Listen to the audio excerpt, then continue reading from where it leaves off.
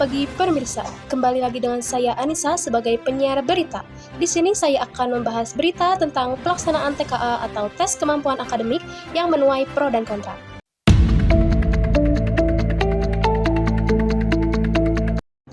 Pelaksanaan TKA atau tes kemampuan akademik di berbagai sekolah tengah menjadi sorotan publik.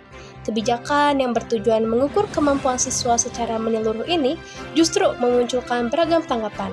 Untuk informasi selanjutnya, saya akan menghubungi rekan saya di lokasi. Halo, selamat siang pemirsa semuanya. Saat ini saya sedang berada di lokasi, tepatnya di SMA Negeri 1 Majalaya. Pada beberapa minggu ke belakang, kita telah melaksanakan tes kemampuan akademik atau yang dikenal sebagai TKA, yang mana TKA ini sudah dilaksanakan secara serentak oleh para pelajar kelas 12 tingkat SMA, SMK, MA sederajat.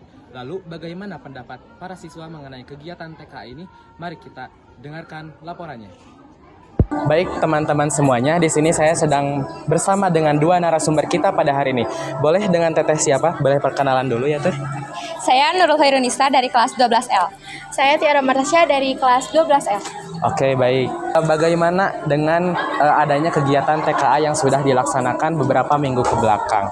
Oke teteh, yang pertama, menurut teteh, bagaimana kegiatan TKA ini dapat menunjang masa depan teteh-teteh sekalian?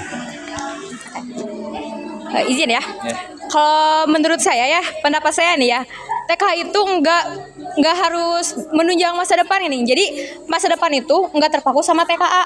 Karena apa? Di saat pelaksanaan TKA nih, kan ada juga nggak semua sekolah itu memiliki fasilitas komputer.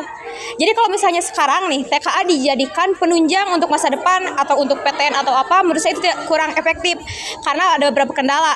Ada yang daerahnya pelosok nih nggak ada sinyal atau apa. Ada juga yang tidak memiliki sistem komputer. Jadi menurut saya sistem TKA itu tidak dapat menunjang masa depan. Menurut pendapat saya seperti itu. Kalau menurut saya sendiri sebenarnya kurang menunjang karena dikarenakan itu ada yang bilang nilai TK itu bisa digunakan untuk masuk kuliah, tetapi kan tidak semuanya masuk eligible kan itu juga sebenarnya mah kita teh nggak berguna banget, cuma itu berguna banget itu untuk menambah nilai yang eligible. Jadi kita yang nggak masuk eligible itu kita hanya bisa melakukan SNBT. Oke. Menurut saya seperti itu. Terima kasih teteh atas jawabannya. Kemudian untuk yang kedua nih, bagaimana menurut teteh ini TKA ini dapat berlangsung di Indonesia ini efektif atau enggak gitu menurut pendapat teteh gimana? Oke, menurut pendapat saya, seperti tadi yang saya bilang juga ya, kurang efektif. Mungkin kalau misalnya di daerah kota-kota itu efektif ya, karena ada beberapa fasilitas. Tapi kalau untuk di daerah pelosok, itu kurang efektif karena kurangnya fasilitas, atau ada kendala sinyal, atau kan komputer itu terbatas ya. Kan murid itu banyak nih, kan nggak semua sekolah juga menunjang komputernya itu banyak. Jadi pasti akan ada beberapa kendala di dalam sistem itu. Jadi menurut saya itu kurang efektif kalau diterapkan di Indonesia, karena nggak semua daerah itu si fasilitasnya itu terlengkapi. Kalau menurut saya kurang efektif. Yang pertama bagi aku sendiri ngalamin, terus pas mau pelaksanaan TKA itu kita sangat terganggu oleh mata pelajaran karena di saat kita mau TKA kita itu kurang pemantapan, malah ditambah-tambah lagi sama tugas-tugas. Nah sedangkan di sisi lain kita itu harus belajar untuk TKA, di sisi lain juga kita harus belajar untuk tugas yang sehari-hari itu. Terus dari segi komunikasi alat atau apa di sini juga masih kurang. Jadi untuk TKA pelaksanaan itu kurang efektif menurut aku. Baik teteh, terima kasih atas jawabannya ya. Nah sekarang saya ini mau bertanya, bagaimana persiapan teteh selama kegiatan TKA berlangsung ini? Persiapannya ini seperti apa? Kalau saya sendiri untuk persiapan TKA, salah satunya di pelajaran matematika nih. Saya menonton tutorial-tutorial di YouTube, lalu sering latihan soal. Menurut saya lebih penting itu latihan soal nih daripada cuma main baca-baca aja. Karena kalau kita latihan soal, kita kan terbiasa nih. Jadi saat nanti kita tes pelaksanaan TKA, kan kita udah tahu nih cara-caranya. Jadi kalau saya persiapannya itu latihan-latihan soal mandiri di rumah, terus pemantapan juga di sekolah.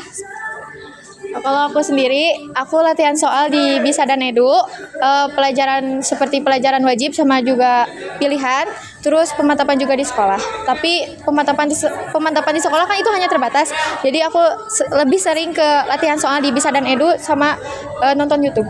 Oke, gitu aja. Baik Teteh, terima kasih atas jawabannya ya. Untuk pertanyaan terakhir nih, menurut Teteh gitu ya, kegiatan TKA ini lebih baik dilaksanakan atau enggak gitu? Kesemuanya ini mohon maaf ya, kalau menurut saya lebih baik tidak usah dilaksanakan. Menurut saya juga jangan dilaksanakan lah, kasihan juga. Terus kita juga apa ya, takutnya nanti nggak kepake atau gimana, terus sayang juga. Ya, kayak gitu. Oke, baik teman-teman semuanya, beginilah ya para jawaban dari narasumber kita pada hari ini. Ternyata ada pro dan kontranya begitu ya tentang persiapan TKA ini. Baik teman-teman, mungkin segitu saja yang dapat kami sampaikan pada hari ini. Mohon maaf atas segala kekurangannya. Wassalamualaikum warahmatullahi wabarakatuh.